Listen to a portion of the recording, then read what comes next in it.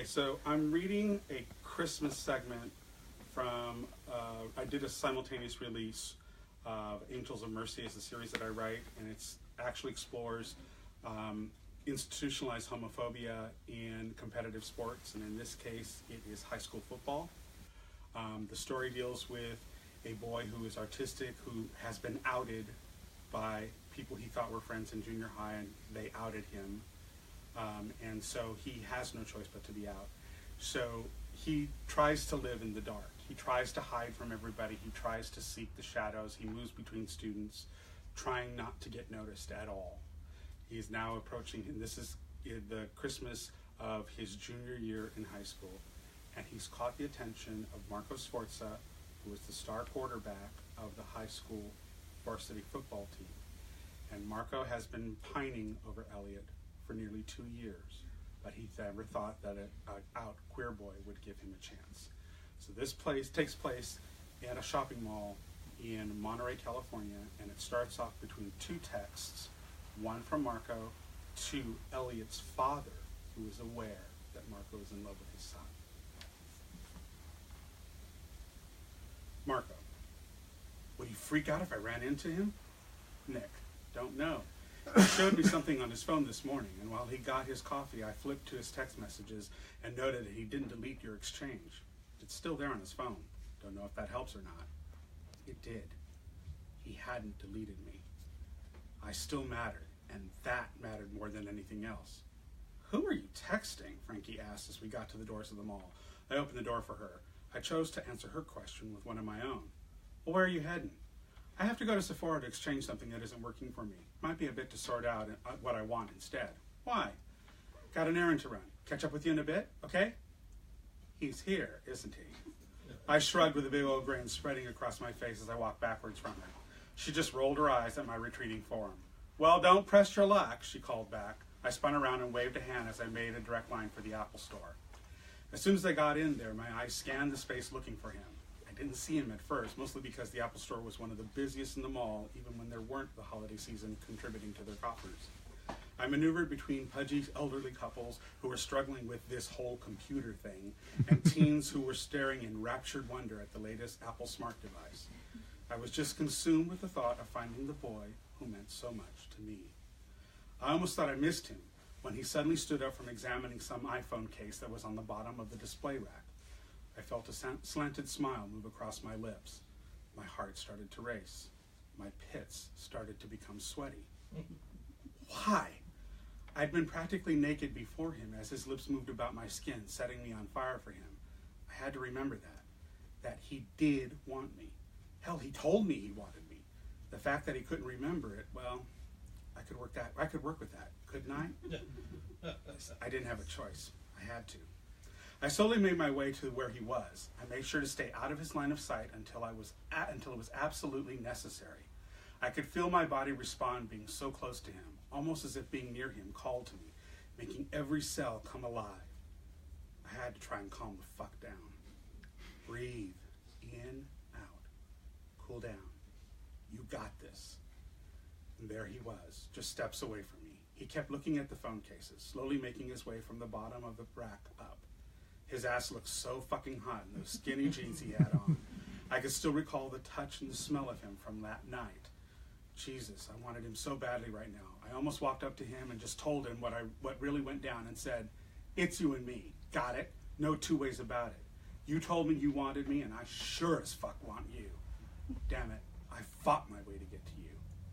Then I would pull him into my arms and kiss him so hard his toes would curl in his shoes, and the people in the store could be damned. I'd endure anything if it meant I could have him. Just 2 steps away from him now. I inhaled, just on the off chance I could smell him.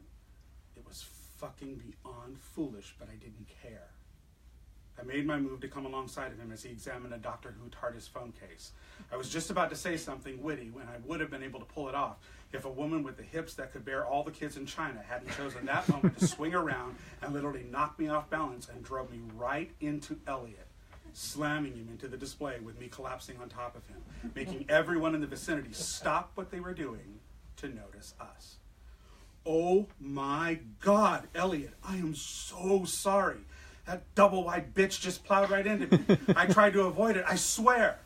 His eyes were wide with surprise at colliding with the display, and even more so with the discovery that it was me who caused it, even if I wasn't the cause at all. It's okay. He scrambled to right himself up, and I started to pull myself up at the same time. I'm fine, I think. I glanced to where the motorhome-sized woman had gotten to, so I could show Elliot I had no chance against Big Butt Bertha, only to see her slip around the corner in the front entrance. I didn't know fat chicks could move that fast. I wasn't proud of that thought, but at the moment, the emotional welfare of big-boned girls weren't even close to being on my radar. I looked around and helped him pick up the cases that were strewn about from my colliding with him. He was beet red with embarrassment. I swear, it wasn't my fault. Yeah, okay, I get it. Big woman mow down. You're safe. We're good. He wouldn't look at me as he grabbed the few cases I handed him from the floor. Elliot, I really am sorry. So you said. He pointed to a case that was behind me so I could get it. I turned around to retrieve it and hand it to him, only to find out he'd split. I spotted him just as he reached to the front of the store and glanced back, noticing that I saw he left me behind. His eyes widened again, and that look had only one meaning: fear. He was actually afraid of me. I threw the damn case down and quickly sped after him. I cleared the entrance to the store and found him nearly halfway down this part of the mall. Elliot! I called to him. He turned, and the fear only intensified as I hastened to get to him. His shoulders slumped, and instead of running for his life from the crazy football jock, he just stood there, clearly giving up any resistance on his part. Look, I said it was okay. You don't gotta keep saying it was some random fat one. We all make mistakes and get tripped up. Even highly trained football quarterbacks, so it seems. So no harm, no foul, okay? Can I go now? No! I barked loudly, startling a few people nearby. Jesus, I was doing this all wrong. I just couldn't catch a break with him. His eyes went really wide, clearly embarrassed nearly as much as the face plant I put him through a few moments ago. I sighed, took a breath, held my hands up in front of me in surrender. I'm sorry. I didn't mean to shout. Jesus, Els, can't you just give me a break? All I've ever tried to be is nice, you know? Some would say if you're trying, then you probably aren't capable of doing it right. You ever hear about that? Wow, that one really hurt. But then I realized this was his protective wall talking. I had to hold on to the fact that I knew what he really felt about me. This was just him protecting his heart. So I ignored it and refocused. And I think I've been more successful at it than you're willing to admit. And I took a step closer to him, so there was only about half a foot so separating us. His eyes searched mine, and found I wouldn't look away. He was going to have to deal with that. But I wasn't letting him off the hook. Not this time. What I think is, there is a very sensitive, intelligent guy who won't give the jock trying to be his friend a shot at doing so. He broke the locked gaze I had with him and looked anywhere except at me. Come on, Els. Give me a break. I whispered so softly that only he could hear me. He huffed. It was clearly a make-or-break moment.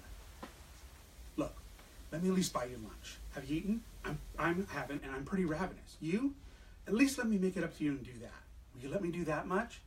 His eyes became a bit misty. I could tell he was really struggling to give into what he confessed to me under the influence of Molly or whatever it was that he truly felt about me, and the conscious part of him that was so highly trained to push guys like me away, despite how much he wanted one to call his own. I was that one.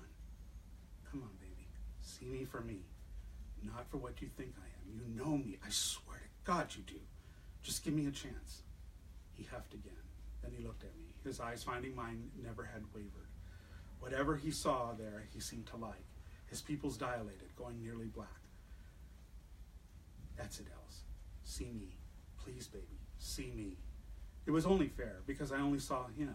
I would only ever see him now. Yeah, he nodded a couple times. I guess I could eat something. I smiled so broad, and he sort of smirked at my exuberance. Great, thanks. I promise you won't regret it. I started to walk toward the food court, but noticed he was still standing there. His mind might have agreed, but his body still wasn't so sure. You coming? He sighed and started to follow me. I slowed down so he could catch up. Find what you're looking for to buy your aunt? Huh? I held up my phone. Your Facebook post. Oh, yeah. He smirked some more, and it looked hella sexy on him. No, I don't really know what I want to buy. I don't have a lot, but I got to get some stuff. Well, I could help you out if you like. I'm sort of looking for stuff for my brother and cousin. She's out roaming around, so I told her to get lost while I went looking. Wasn't remotely the truth, but I was trying whatever I could to keep him talking. It seemed to be working. I could feel him open up a tiny bit with each step we took. Yeah, I have to get something for my mom and dad, so we sort of split up. I was thinking of a phone case for mom, but some fucktard totally waylaid me into the display. What an asshole. I eyed him from the corner of my eyes. He had a big-ass grin snaking across his lips. His eyes were even a bit brighter with his little pun at my expense. I could play along. Yeah, I bet he was. Probably put the blame on some double-wide big-butt Bertha that knocked his wimpy ass across the store, too, huh? He snickered a bit at that. Oh, yeah. Go figure, huh? Yeah, go figure. We walked for a few, so I nudged him with the back of my hand against his arm. He glanced at me and we both had a small laugh over it. She really was big. I bet she was. Then Bertha made her appearance as she waddled out of the Bath and Body Works. Well, looky there, I bellowed, indicating the offending hips that did the damage. Oh, wow. Oh, yeah, okay, you get a pass. I'm amazed she got through the doors. Yowza. He giggled a tiny bit, and I felt comforted enough to join him. Then we both thought better of what we had just said. We turned the corner to the food court. What's your pleasure? Calzone, tea, or me? He stopped for a second, eyeing me. Clearly he was confused if he should take me up on my offer. How I only hoped he would. Just ask me. I swear I'll say yes, Elliot. I swear it. How's about we just get some pizza? He replied softly, though his eyes flashed the tiniest bit with my little flirtatious tease.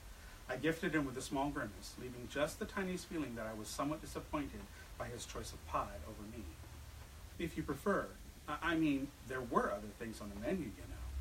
There, I hope you got that. Yeah, but I think pizza's the safer choice right now. Yeah, he got it, but it was also abundantly clear that he wasn't ready to entertain the other. Though there was some part of him that did get what I was trying to say to him, even if he was doing everything he